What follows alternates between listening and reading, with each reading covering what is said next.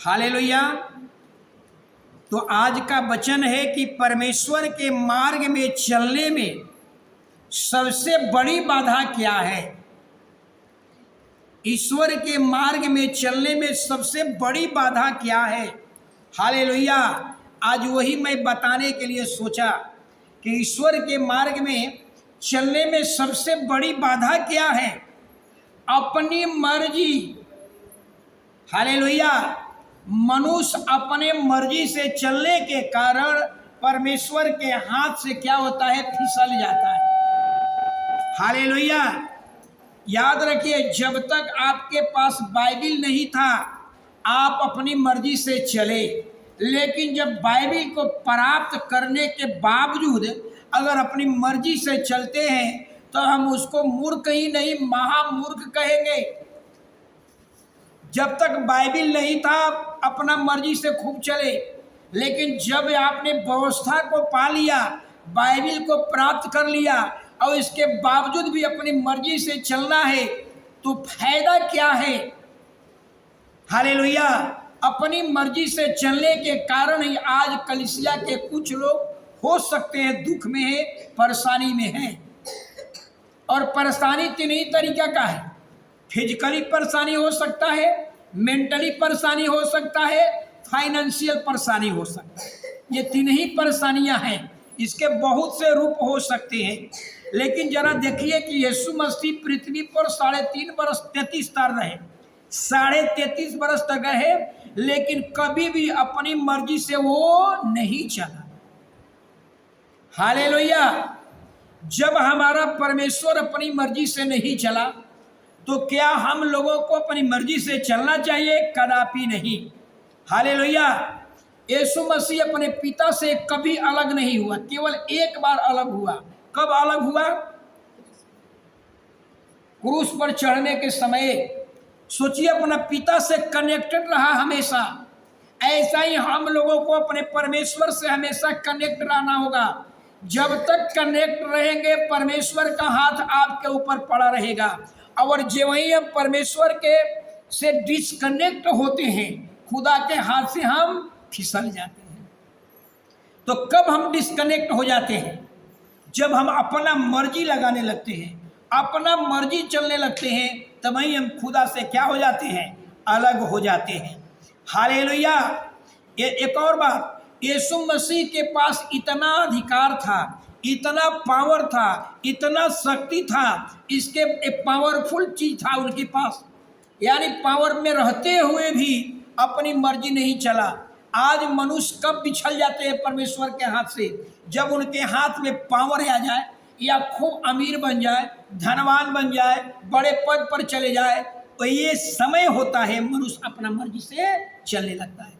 लेकिन यीशु मसीह के पास पूरा दुनिया की ताकत उसके पास थी, स्वर्ग और पृथ्वी का पूरा अधिकार उसके पास था। इसके बावजूद भी वो क्या किया?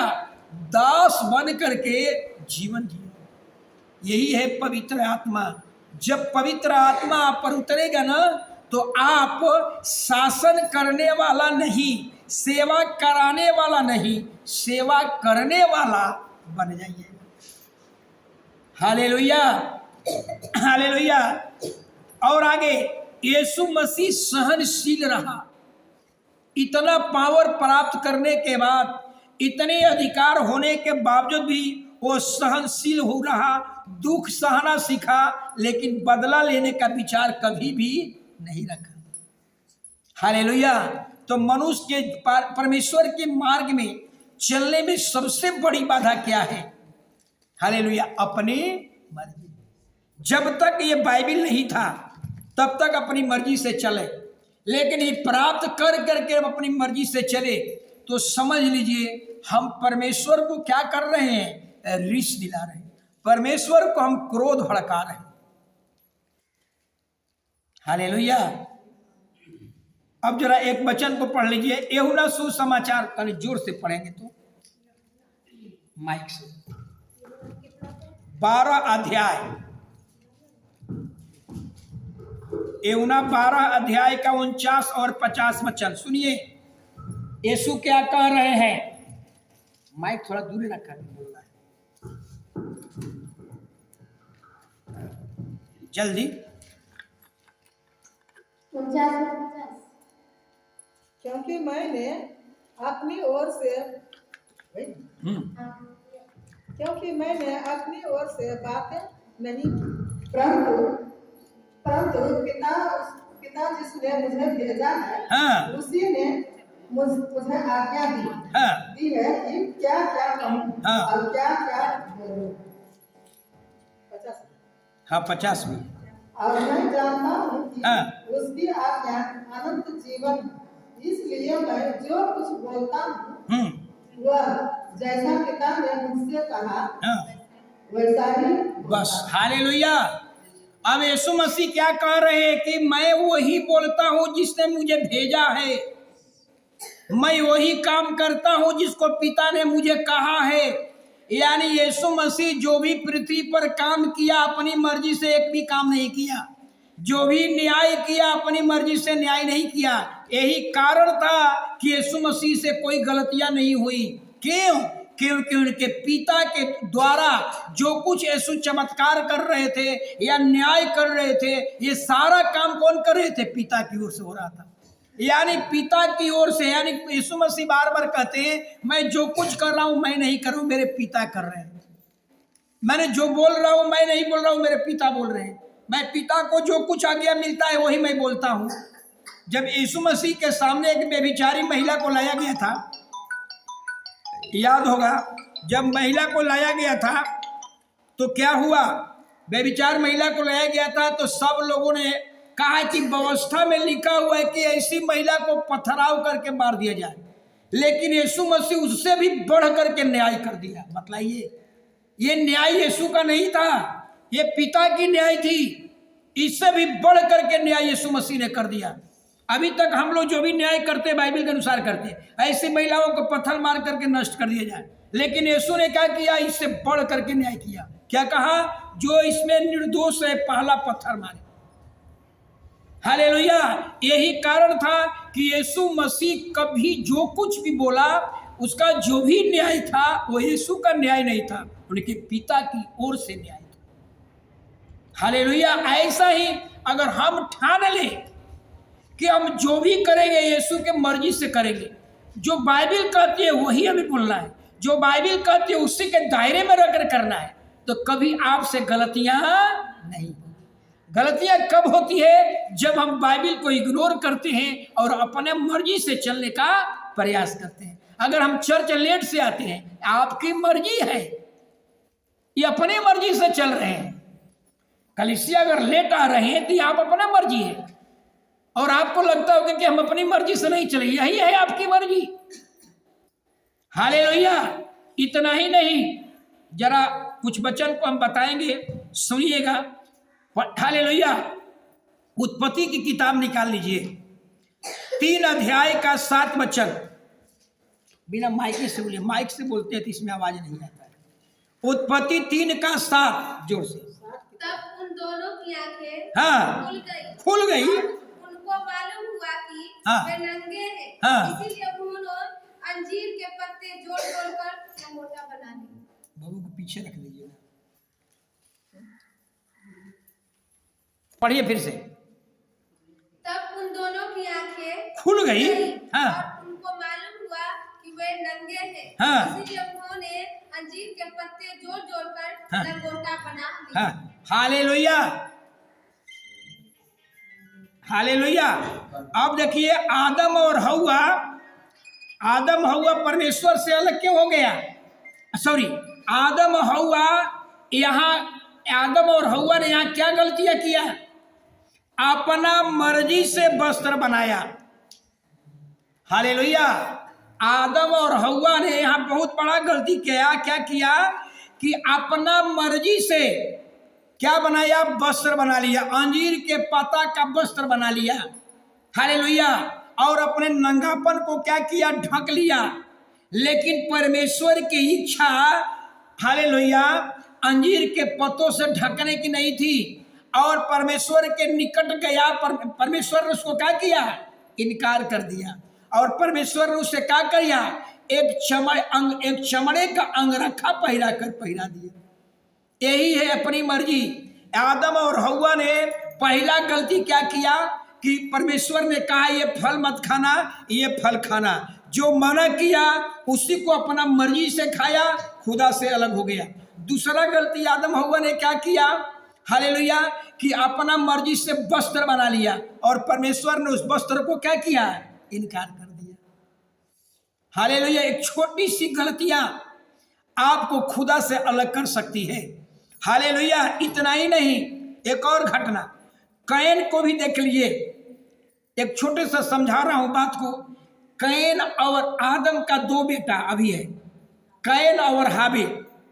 सभी लोगों को मालूम होगा, आप लोगों को भी मालूम होगा, अपने बेटा को भी जरूर बताते होंगे कि बेटा हाय भगवान को ये चढ़ता है, ये भगवान को ये चढ़ता है। अपना बाल बच्चे को जन्म लेते हो नहीं जान जाता है, आप बताते होंगे ना कि इस भगवान को गंजा चढ़ता है और इस भगवान को नारियल चढ़ता है, बताते होंगे। आदम जरूर अपने दोनों बेटा को बताया होगा। हालेलुया। दोनों बेटा को बताया होगा कि परमेश्वर को क्या चीज पसंद है। हालेलुया। लेकिन इसके बावजूद भी कैन ने क्या किया, ऐसा भेंट लेकर गया जो परमेश्वर को क्या किया, इनकार कर दिया। और वही हाबिल परमेश्वर के मर्जी के अनुसार लेकर गया, क्या हुआ, ग्रहण कर लिया गया। लेकिन यहाँ एक और बात बताऊंगा। कैन का जो भेंट था वो बताया हूं कंटेनर, याद रखिएगा, थोड़ा समझा रहा हूं। जब भी आप कोई भेंट कंटेनर में लेकर जाते हैं, कोई बर्तन में लेकर के जा रहे हैं, तो बर्तन क्या होना चाहिए, शुद्ध होना चाहिए, तब आपके भेंट ग्रहण किया जाएगा। लेकिन कैन का मन में जो था, कैन का जो हृदय था, जो भेंट लेकर गया था, वो कंटेनर है उसका हृदय, वो कंटेनर उसका शुद्ध नहीं था। अब आप जा आए हुए हैं प्रार्थना करने के लिए और आपके मन में अपना पड़ोसिया के प्रति बदला लेने का विचार हो रहा है, मन में बहुत से सवाल आ रहा है, बदला लेने का विचार आ रहा है, और आप यहाँ आए हैं आराधना करने के लिए और दोनों तरह का विचार आ रहा है। बाइबल कहती है, यीशु कहते हैं कि पहले अपने भेंट को छोड़ दे और जा करके अपने भाई से पहले क्या कर, मिल कर, क्योंकि तेरा कंटेनर जो है वो शुद्ध भी नहीं है। हालेलुया। तो कैन का भेंट जो था, कंटेनर उसका जो था, शुद्ध नहीं था, इसलिए इनकार कर दिया गया। हालेलुया। आगे और कुछ हम बात बताएंगे कि हालेलुया नूह के भी बारे में आप समझ लीजिए। हालेलुया। नूह के बारे में सबको मालूम है, हालेलुया, कि परमेश्वर ने नूह को जो निर्देश दिया था वही पर चलना था। क्या निर्देश दिया था? हालेलुया। 300 हाथ लंबा जहाज, 50 हाथ चौड़ा और 30 हाथ ऊंचा ये जहाज बनाना था, नाव बनाना था लकड़ी का, और उसमें एक ही दरवाजा और उसमें एक ही खिड़की। समझ रहे कितना बड़ा जहाज होगा? उस समय एक आदमी का हाथ भी लंबा लंबा होता था। यहां से फाटक इतना लंबा जहाज बनाना है, रेलवे फाटक इतना दूर, और उसमें एगो खिड़की रखी है, एगो दरवाजा रखी है। आपको लोग पागल कहते कहते पागल बना देंगे। 50 को आएंगे सलाह देने के लिए, अरे कौन इंजीनियर बनवा रहा है, तू पागल है, इतना बड़ा घर बना रहा है, नाव बना रहा है, और दरवाजा कितना है, एक, और खिड़की कितना, एक। आपको पागल लोग बना देगा, सोचिए। लेकिन नूह को परमेश्वर ने जो निर्देश दिया उसमें कोई समझौता नहीं किया। तुम मुझे पागल कहो या मूर्ख कहो या जो भी मेरा नाम उपनाम देना है दे दो, लेकिन हम तो वही करेंगे जो हमें एक निर्देश परमेश्वर ने दिया है। इसको कहते हैं मसीही जीवन। जो प्रभु ने आदेश दिया है वही काम हमें करना है। अपनी मर्जी से कोई काम मत कीजिए, आपके जिंदगी भर खुदा का हाथ आप पर पड़ा रहेगा हमेशा। यानी उसको दूसरे शब्दों में कहेंगे, परमेश्वर आपको हथेलियों में लेकर के चलेगा। कब? जब हम उसके मर्जी में चलेंगे। हालेलुया। लेकिन नूह को हम देखते हैं, हालेलुया, कि नूह को कितना भी लोग कहा, इतना ही नहीं, नाव बन रहा था, नूह प्रचार भी कर रहा था। हालेलुया। प्रचार उसका क्या होगा? यही ना कहता हुआ है कि परमेश्वर का क्रोध भड़का है, अपना अपना मन फिराओ और नाव में प्रवेश करो। हालेलुया। लोग कहता होगा और कहता होगा कि जल पर ले आने वाला है, सब जल में डूब करके मर जाओगे। उस समय पृथ्वी पर जल नहीं पड़ती थी, उस समय पृथ्वी पर बारिश नहीं होती थी। सब लोग उसको कहता था नू इधर आओ। अच्छा ये बताओ कि अभी तक पृथ्वी पर बारिश हुआ है या तो नहीं? कोई अभी तक तेरे खानदान में बारिश पड़ते देखा है तो नहीं? तो तू कैसे कह रहा है कि जो अब तक नहीं हुआ और तू कह रहा है कि भयानक बारिश होगा? तू नाव भी बनाना शुरू कर दिया है, तू बच जाएगा। अरे तू पागल है, पागल है। सोचिए, अगर दो बात होगी, अगर मैं मोकामा में आया हूँ सेवा करने के लिए, अगर मैं जाऊँ इधर दक्षिण टोला में, उत्तर टोला में जाऊँ और वहाँ 20 को लड़का मेरे पीछे पड़ जाए, कहे कि पागल है, पागल है, पागल है, तो उस दिन दिन भर आ करके घर में बैठ जाऊँगा। फिर कल इधर जाऊंगा, इधर के लोग मुझे पागल पागल कहे, अब इसको लड़का पीछे लग जाए, तो फिर वहां भी काम छोड़ करके वापस घर आ जाऊंगा।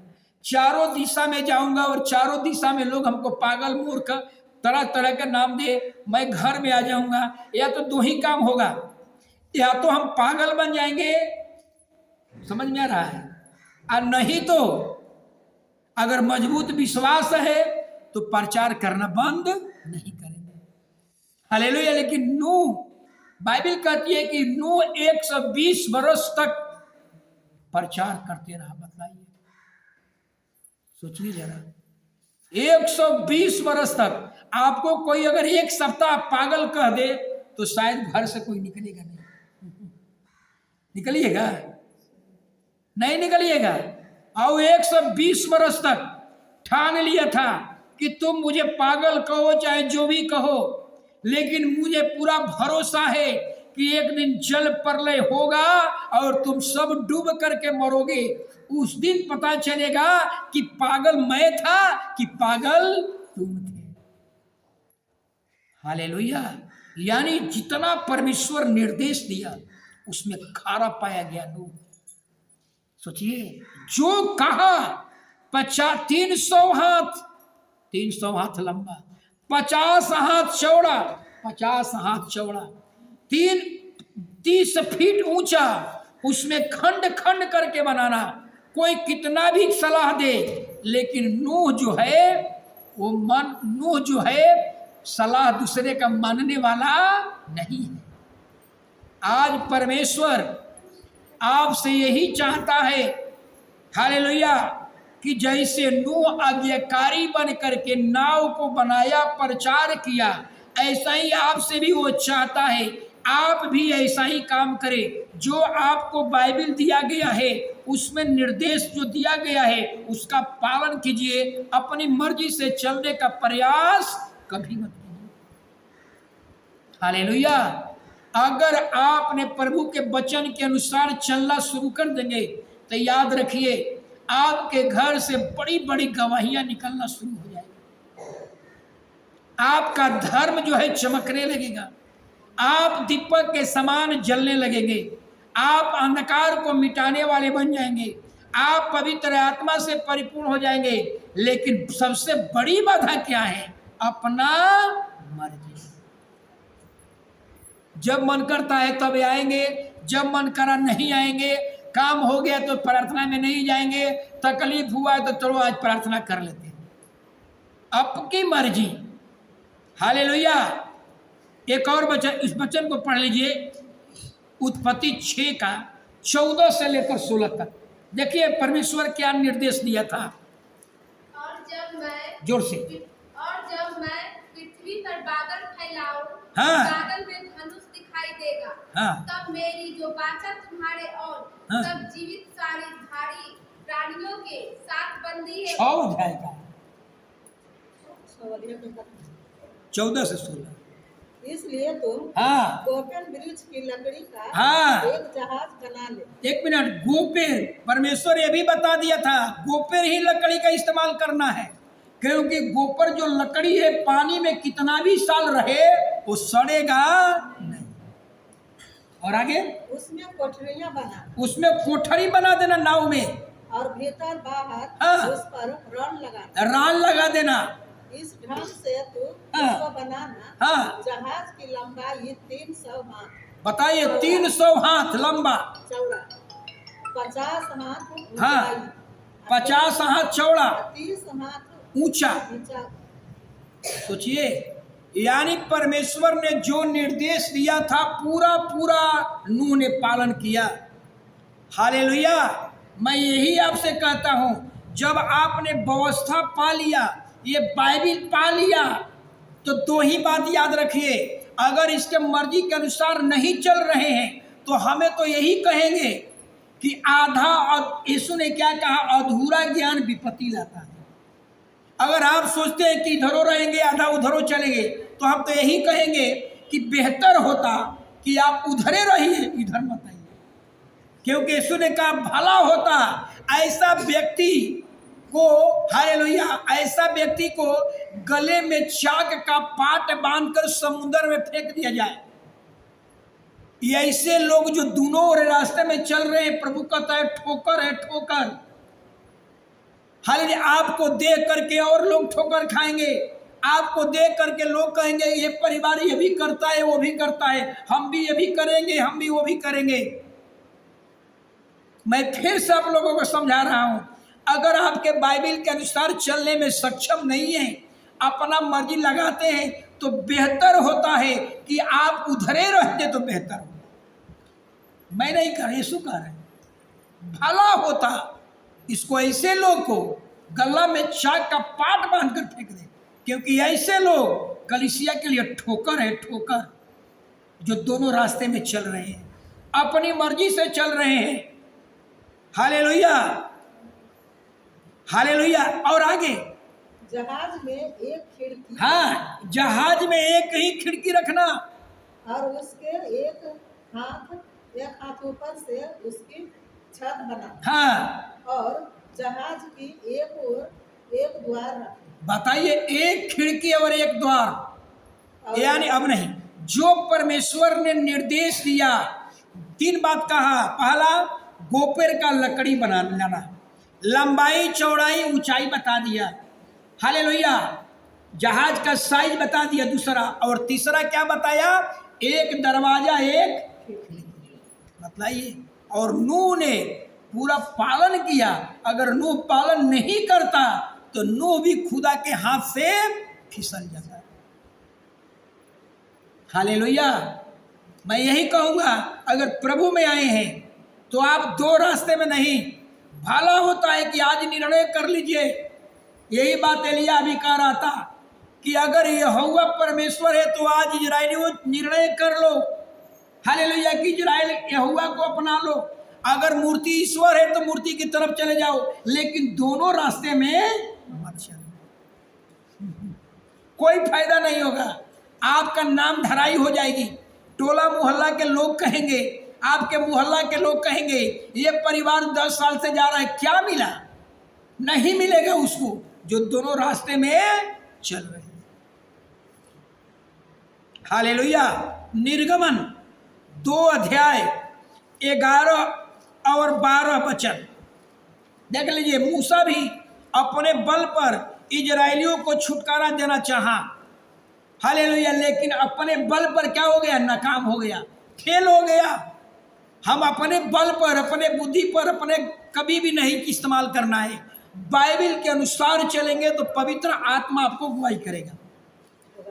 11-12 ऐसा हुआ कि हाँ, जब मूसा जवान हुआ और बाहर अपने भाई बंधुओं के पास जाकर हाँ, और उसके दुखों पर दृष्टि करने लगा, हाँ, तब उसने देखा हाँ, कि एक मिस्री जन हाँ, उसके एक इब्री भाई को हाँ, मार रहा है। हाँ, उसने हाँ, इधर उधर देखा हाँ, कि कोई नहीं है, हाँ, तो उस मिस्री को मार डाला। बस रुक जाएंगे।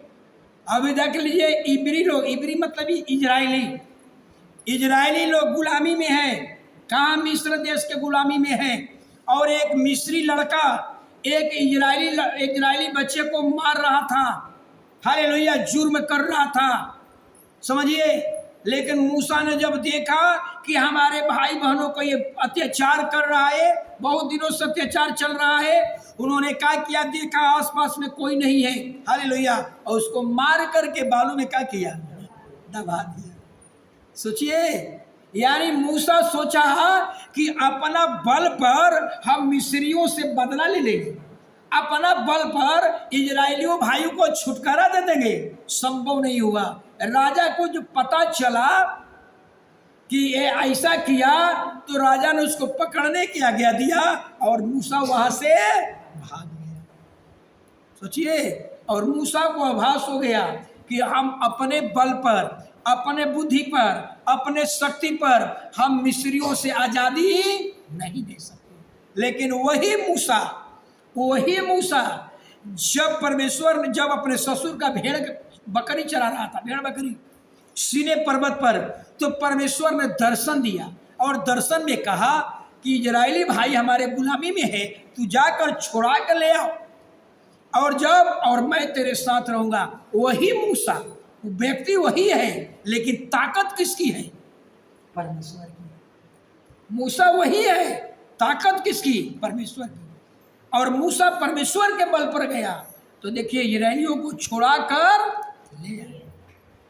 इसलिए मैं कहता हूं, अपनी मर्जी से हालेलुया, अपने बल का, अपने शक्ति का इस्तेमाल करेंगे, आप हार जाएंगे। अगर कोई कलीसिया परिवार में अगर कोई निराशा में है, ये इसीलिए निराशा में है क्योंकि वो अपनी बुद्धि और अपनी मर्जी से चल रहा है। हालेलुया। इतना ही नहीं, जब परमेश्वर ने इजराइली, मूसा ने कितना दंड दिया था परमेश्वर के द्वारा, 10 गो, 9 विपत्ति आ चुका था और 10वां विपत्ति में इजराइलियों का छुटकारा था। परमेश्वर ने क्या कहा था, एक निर्दोष बकरा मेमना लेना, उसको कत्ल करके उसके खून को चौखट पर क्या करना, लगा देना। सोचिए, परमेश्वर क्या कह रहा है, एक निर्दोष मेमना, उसमें कोई कटिंग नहीं होना चाहिए, उसका पैर टूटा हुआ नहीं चाहिए, अंधा नहीं चाहिए, रोगी नहीं चाहिए। अगर इजराइली कोई सोच लेता कि परमेश्वर कहा है कि निर्दोष के बदले में कोई लंगड़ा अगर मेमना का वध करके उसके लहू को दरवाजे पर लगा देता तो उसका भी घराना नहीं बचता, क्योंकि परमेश्वर जो बोलता है वही उत्तर चाहता है। कहा है कि निर्दोष मेमना को ही वध करना। इजराइल में बहुत से ऐसे लोग थे, बाइबल में मलाकी की किताब पढ़ लीजिएगा, हालेलुया, कि लोग क्या करते थे, परमेश्वर को बलिदान कैसा चाहते थे लोग, सभी लोग नहीं, कुछ लोग ऐसे थे जो मेमना बाजार में नहीं बेचा, जो बकरा बाजार में नहीं बिका। क्यों नहीं बिका, उसका आँख फूटा हुआ है। क्यों नहीं बिका, तो उसका पाँव लंगड़ा है। क्यों नहीं बिका, वो बीमार है। तो ऐसे बीमार लंगड़े को अंधे को क्या करते थे, परमेश्वर को बलि चढ़ा देते थे। सिक्का चढ़ता है, समझ रहे, जो बाजार में जो नहीं पूछता है, हालेलुया, परमेश्वर को चढ़ा दो। आज जो सिक्का बाजार में नहीं चलता है, मौका में सिक्का नहीं, अभी भी देखिए ये हुआ तुम्हारे पास, मैं क्या करूं, हम बोल ही ना सकते हैं। अभी भी है, 1 रुपए का सिक्का बाजार में नहीं चलता है। वो कहाँ चलता है मालूम है, चर्च में चलता है, चर्च में। अभी मेरे पास वो 20 टकिया नोट है, कुछ दिन पहले का, एकदम फटा हुआ, पूरा नंबर ही फटा हुआ, हल्का प्लास्टिक से साट दिया है। एक और नोट है जो उसका किनारे वाला इतना फट गया है, ये नहीं है, कहाँ डाल दो, जो बाजार में नहीं चलता, कहाँ चलता है, चर्च में, बेलागाछी चर्च में चलता है। यही था हाल, हालेलुया।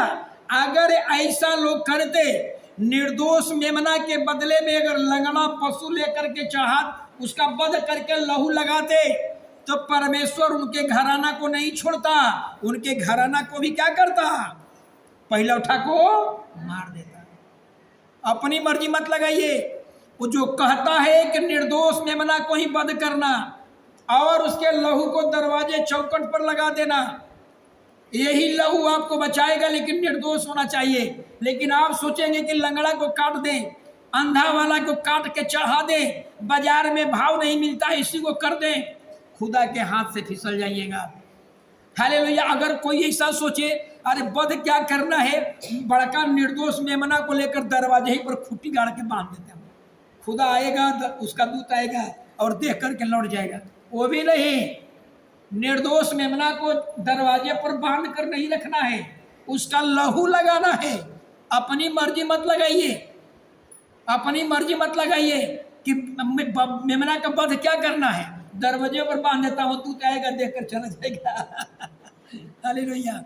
याद रखिए, हालेलुया, परमेश्वर जो कहता है वही आपसे चाहता है, उसको कोई तरह का उसमें मर्जी मत लगाइए। हालेलुया। इतना ही नहीं, हालेलुया, पहला सामुएल पढ़ लीजिए, पहला सामुएल 15 अध्याय का 24 वचन। हालेलुया। पहला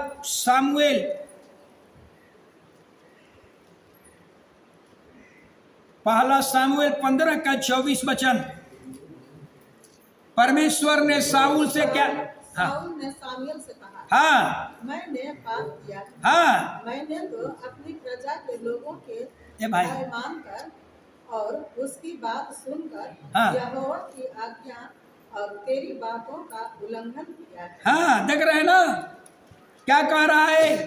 परमेश्वर ने कहा था, क्या कहा था साउल को, कहा कि अमलेकिया में जा, उनके दूध पीता बच्चा से लेकर स्त्री पुरुष बच्चे जवान भेड़ बकरिया सारे जानवर को वध कर देना। अपना मन मत लगाइए उसमें, जो कहा है वही कर देना। लेकिन यहाँ पर साउल ने क्या किया, साउल ने क्या किया, अपने प्रजा के लोगों का भय मानकर यहोवा की आज्ञा को क्या किया, उल्लंघन कर दिया, अपनी मर्जी। हालेलुया। सोचा कि आदमी को तो वध करिए दिया हूँ, मोटा मोटा बैल और भेड़ा को क्या करूँगा, ला दिया, और क्या करेंगे, परमेश्वर को चढ़ा देंगे। जितने बूढ़ी बूढ़ी और बीमार पशु थे सबको वध किया और मोटा मोटा जानवर को लेकर चले आया। हालेलुया।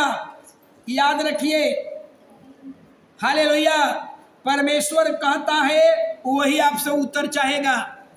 हालेलुया। लेकिन यही कारण था कि साउल को परमेश्वर ने क्या किया, त्याग दिया।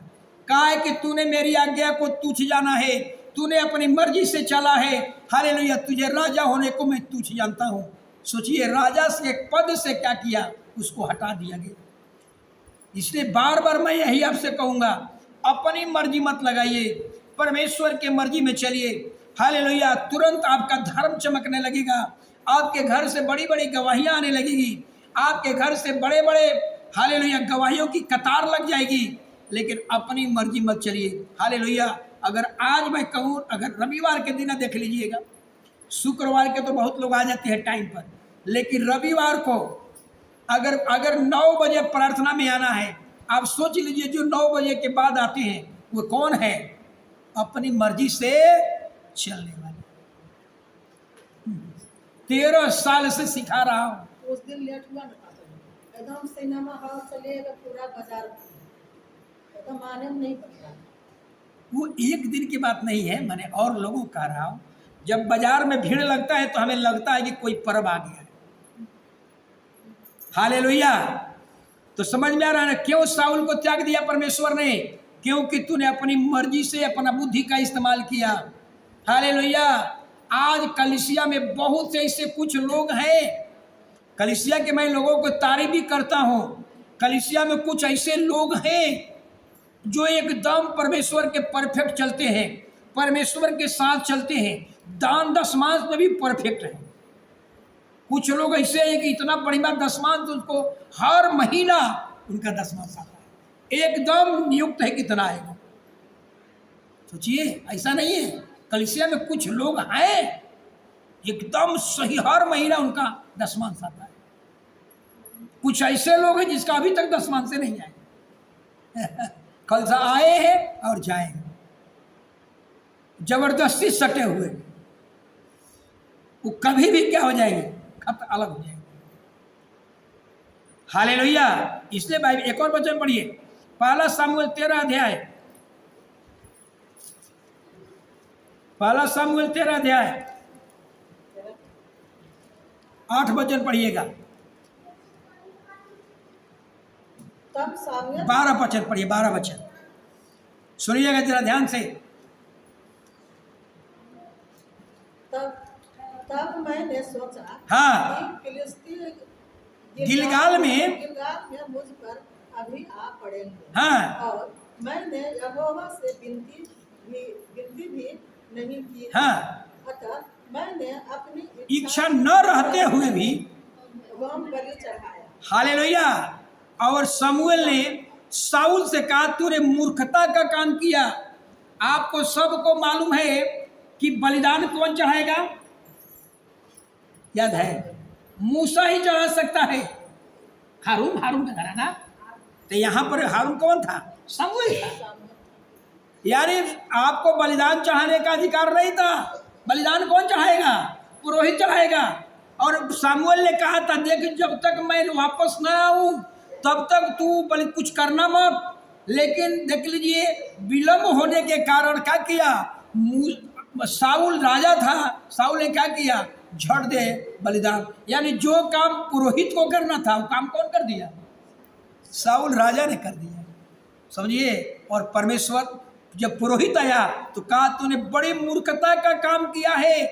तूने परमेश्वर यहोवा की आज्ञा को नहीं माना, नहीं तो यहोवा तेरे राज को इस्राएलियों के ऊपर सदा स्थिर रखता, परंतु अब तेरा राज बना ना रहेगा।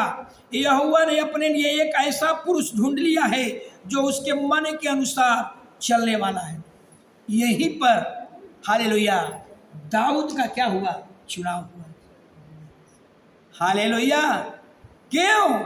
क्योंकि तूने अपना मन लगाया, अपना बुद्धि का इस्तेमाल किया, अपना मर्जी से चला। क्योंकि बलिदान चढ़ाने का काम पुरोहित करता है, राजा को नहीं था। हालेलुया। पुरोहित जो कहता है वही काम करना है। आपको मालूम है कि पुरोहित बड़ा होता है कि राजा बड़ा होता है? पुरोहित बड़ा होता है। क्योंकि राजा का हर काम का निर्देश कौन देगा? पुरोहित देता है। हालेलुया। यही कारण था। मैं ये फिर एक बार बता रहा हूँ, कल भी पिछला बार भी बताया था। योना के जीवन में तकलीफ क्यों आया? योना को परमेश्वर ने क्या कहा था? कहा था कि उठ कर निनवे को जा और जो मैं कहूँ वही प्रचार करना। लेकिन उठ करके कहाँ चला गया? जाना था योना निनवे में, और कहाँ चला गया? तरसीस को चला गया। अपनी मर्जी से चलने के कारण योना को आंधी का सामना करना पड़ा। आंधी क्यों आई? आंधी क्या दिखाती है? आंधी एक विपत्ति को दिखाती है। आंधी का मतलब आपकी समस्या। आप रास्ते में जा रहे हैं, भयानक तकलीफ होने लगा, भयानक आंधी आ गई। एक मतलब क्या है? एक मतलब है कि आप समस्या में क्यों पड़ गए। हालेलुया। इसका मतलब योना के जीवन में, अभी सुनिए ना, योना के जीवन में तकलीफ का कारण क्या था? अपना मर्जी। बार बार मैं यही कहूंगा, अगर आपके जीवन में कोई तकलीफ आ रहा है तो याद रखिए, एक बार स्मरण कीजिए कि सुबह से शाम तक आपने कौन सा ऐसा अपनी मर्जी से चला, कौन ऐसा काम किया जिसके कारण आपके जीवन में तकलीफ आ गया। जानते हैं ना, योना जब चिट्ठी नाम निकाला गया था, आंधी जब आई है नाम निकाला गया, मलाह ने नाम निकाला पुर्जा लेकर के, तो नाम किसका आया था? योना से पूछा कि देख तेरे कारण आंधी आई है, अब बताओ तेरे साथ हम क्या करेंगे। योना को मालूम था कि आंधी मेरे कारण आई है। योना मालूम था कि आंधी हमको वापस लौटाने के लिए आई है, हमको जाना था उस दिशा में। हम कहाँ जा रहे हैं? इस दिशा में जा रहे हैं। इसलिए योना को अपना पाप मालूम था। हम अपना मर्जी से चले हैं, हमको जाना था निनवे, लेकिन हम तरसीस को जा रहे हैं। योना को मालूम था कि हम अगर इस नाव से हमको अपने को अलग कर लेंगे तो पूरा नाव क्या हो जाएगा? नाव के लोग बच जाएंगे। इसलिए क्या कहा? हमको नदी में फेंक दे, हमको समुद्र में फेंक दे, सब बच जाएगा। हालेलुया। यानी कहने का मतलब यही है, क्या कोई व्यक्ति को पता नहीं है कि हमारा अपराध क्या है? हम सुबह से लेकर हमने शाम तक क्या कौन कौन बातें में अपनी मर्जी से चला, किसको पता नहीं है? सुबह से लेकर शाम तक आपने कितना झूठ बोला, कितने लोगों को कष्ट दिया, कितने लोगों को चोर बेईमान कहा, क्या आपको पता नहीं है? कितना आपने दूध में पानी मिलाया, पता नहीं है? कितना आपने डंडी मारा, क्या पता नहीं है? सबको पता है। हर व्यक्ति को अपना पाप पता है, हर व्यक्ति को पता है। लेकिन मनुष्य हालेलुया हालेलुया पाप करता है, लेकिन प्रभु के सन्मुख अपना पाप अंगीकार करने के लिए तैयार नहीं। परमेश्वर योना को यही सिखाना चाहता था। योना कहाँ चला गया? मछली के पेट में। परमेश्वर छोड़ दिया था, जाओ, जैसे नाव में सोया होता ना, जाओ मछली के पेट में सोए रहो, नहीं निकालूंगा। कब तक नहीं निकालूंगा? जब तक तू अपना पाप को स्वीकार नहीं करेगा। हालेलुया। योना पेट में से, मछली के पेट में स्वीकार किया कि प्रभु मुझे बाहर निकाल, अब जो कहेगा वैसा ही करूंगा, अब अपनी मर्जी से नहीं चलूंगा। अपनी मर्जी से चलने में बड़ी तकलीफ है, अपनी मर्जी से चलने में देखिए मैं कहाँ आ गया। हालेलुया। परमेश्वर मछली बनाया था हमारे पेट में रहने के लिए, और हम कहाँ चल गए? मछली के पेट में। उल्टा हो गया। हालेलुया। योना को मालूम था ये मछली हमारे पेट में रहना चाहिए, और हम मछली के पेट में चल गए। हालेलुया। इसलिए योना अब दोबारा गलती नहीं करेगा। हालेलुया। परमेश्वर को कहता है कि जो मैं कहूँ वही प्रचार करना, आपको जो भी बाइबल कही गई है वही बात बोलना है। हालेलुया। आपको बताया गया है मूर्ति पूजा नहीं कर सकते, छठ पूजा नहीं कर सकते, पेड़ पौधा की आराधना नहीं कर सकते, पेड़ हालेलुया नदी समुद्र की आराधना नहीं कर सकते, सूरज चंद्रमा की आराधना नहीं कर सकते। हालेलुया। यीशु मसीह का मूर्ति बनाकर दंडवत नहीं कर सकते, यीशु मसीह का मूर्ति भी नहीं रख सकते, माँ मरियम का भी मूर्ति रखने की जरूरत नहीं है, माँ मरियम को दंडवत करने की जरूरत नहीं है। हालेलुया। यही एक खरी शिक्षा। लेकिन आज बहुत से ऐसे लोग आ चुके हैं कि इतना हमको संघर्ष करना पड़ रहा है। अभी मैं गया था, कल गए थे, कहाँ कल थे हम लोग सरमेरा के बगल में वृंदावन में। हालेलुया। लेकिन वहाँ बहुत परिवार, प्रभु की दया है, वहाँ बहुत अच्छा एक परिवार हो गया है लोग, कल पूरा परिवार लोग बैठा। लेकिन उधर भी कुछ लोग ऐसे आए हुए हैं, लेकिन एक विश्वासी हमारा जो है, जो एकदम जो हम प्रचार करते हैं वही चीज़ उनको बताए। वो लोग भी क्या किया, वो गलत रास्ते में जा रहे थे दूसरे जगह में, कि सब कुछ कर सकते हो, जागरणा भी कर सकते हो, पर्व त्योहार भी कर सकते हो, मूर्ति रख करके ऐसा करना कोई गुनाह नहीं, सब कुछ कर सकते हो। लेकिन हमारा भाई जो कलीसिया परिवार था, वो भाई ने सारी बात बताया और कुछ वचन में दिखाया, लेकिन वे लोगों ने क्या किया, मन को बदल लिया कि भाई बाइबल वैसा है नहीं, हम लोग की वैसा गला में लॉकेट रखना है, गला में क्रूस रखना है। क्या क्रूस रखने से स्वर्ग मिल जाएगा? यीशु मसीह की मूर्ति, यीशु मसीह कहा था क्या कि दरवाजे पर मूर्ति हमारा रख देगा तो घर सुरक्षित हो जाएगा? कहा था क्या? कहा कि तुम, तेरा मेरा बच्चा, विश्वास तुझे बचाएगा। यीशु का मूर्ति आपको नहीं बचाएगा, माँ मरियम की मूर्ति आपको नहीं बचाएगी, आप पर यीशु का विश्वास ही आपको बचाएगा। इसलिए जितना रोज, कितने लोग आज प्रार्थना करके आए, सच बोलिएगा, वाह तरक्की है आप लोगों में। नेहा करिश्मा, वाह। स्टेज पर गीत गाने वाला, ये लाइन में रहने वाला आदमी को पहला मजबूत होना चाहिए, प्रेयर करने वाला। हालेलुया। अगले बार शुक्रवार को पूछेंगे कौन कौन कितने लोग प्रार्थना करके आए। अगर हम प्राइज देना शुरू करेंगे तो सब लोग प्रार्थना शुरू कर देंगे। अगर एक को हम कलम देंगे तो सबका प्रार्थना ठीक हो जाएगा। बोलिए, वैसा ही हम करेंगे हैं? अगर अगले बार से हम खड़ा कराएंगे अतवार के दिन, परसों दिन, कौन कौन लोग प्रार्थना करके नहीं आया है, और उसको कलम देंगे ताकि अगले बार प्रार्थना करके आए। हालेलुया। डरिए, खुदा से डरिए। जब प्रभु में नहीं थे, सच्चे ईश्वर के आराधना नहीं करते थे, अपना मर्जी से बहुत चला, अब ऐसा मत लगाइए। परमेश्वर की व्यवस्था पाए हैं। हालेलुया। अगर पाप करके हालेलुया अगर नरक में रह गए, सोचिए ऐसे लोगों चूल्ही भर पानी में डूब कर मर जाना चाहिए। हालेलुया। एक बार फिर आप लोगों को चेता रहा हूं, अगर परमेश्वर के अनुसार चलना है, बपतिस्मा ले चुके हैं या नहीं लिए हुए हैं, निर्णय कर लीजिए हालेलुया कि यीशु ही हमारा परमेश्वर है। अगर यीशु परमेश्वर नहीं है तो आपका देवता जो है हाथ का बनाया हुआ उधरे रह जाइए तो बेहतर है। लेकिन आपके कारण दूसरा को क्या हो जाएगा, आप दो रास्ते में चलेंगे तो लोगों को ठोकर लगना शुरू हो जाएगा। आपको देख करके सारे लोग दो रास्ते में चलना शुरू करेंगे, क्योंकि झूठी बातें जल्दी जड़ पकड़ती है, सही चीज़ें जड़ जल्दी नहीं पकड़ेगा।